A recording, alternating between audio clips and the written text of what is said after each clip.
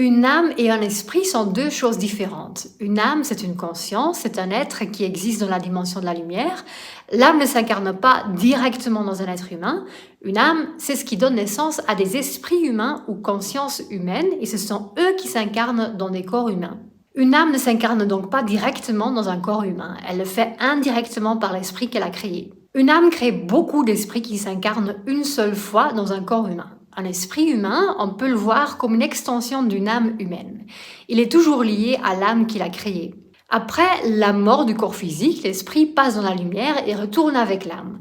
L'âme crée ensuite d'autres esprits humains qui vont s'incarner dans d'autres corps humains de façon espacée dans le temps. La nature d'une âme, c'est de grandir en tant que conscience. Ce qui se passe, c'est qu'elle crée des esprits qui vont s'incarner dans des humains.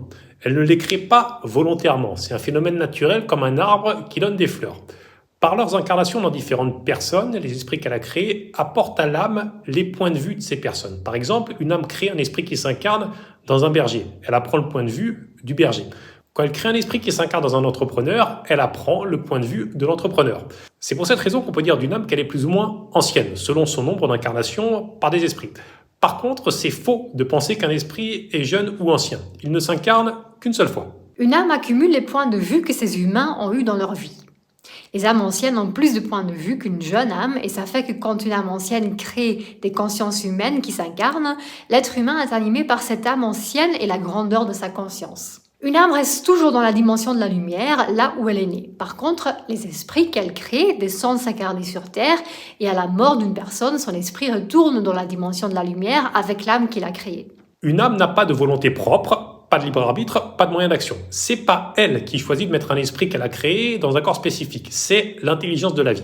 Par contre, un esprit humain a un libre arbitre et une volonté propre. Il s'implique dans ce que fait son humain. Il essaye de l'influencer, de faire ou de ne pas faire certaines choses. Il lui donne des intuitions et des idées. Il est actif, il agit. Il est en contact avec d'autres esprits de personnes incarnées avec qui son humain est en contact. Les différents esprits parlent entre eux de ce qui se passe dans la vie de la personne, comment elle peut évoluer et comment ils peuvent collaborer. Ils font ça parce qu'ils veulent tous influencer les humains qu'ils animent. Ils veulent le bien de leurs êtres humains. Ils connaissent les différents futurs possibles de la personne en fonction de ses choix et essayent de s'arranger entre eux pour influencer les choses positivement pour leurs humains. Ils font ça de façon indépendante de l'âme qui les a créés. Elle est la source des esprits et n'intervient pas dans leurs actions. On ne peut pas communiquer avec une âme, c'est trop impersonnel. Par contre, on peut communiquer avec un esprit une fois que le corps qui l'occupait est décédé. C'est correct de dire je communique avec l'esprit d'un tel, mais pas je communique avec l'âme d'un tel.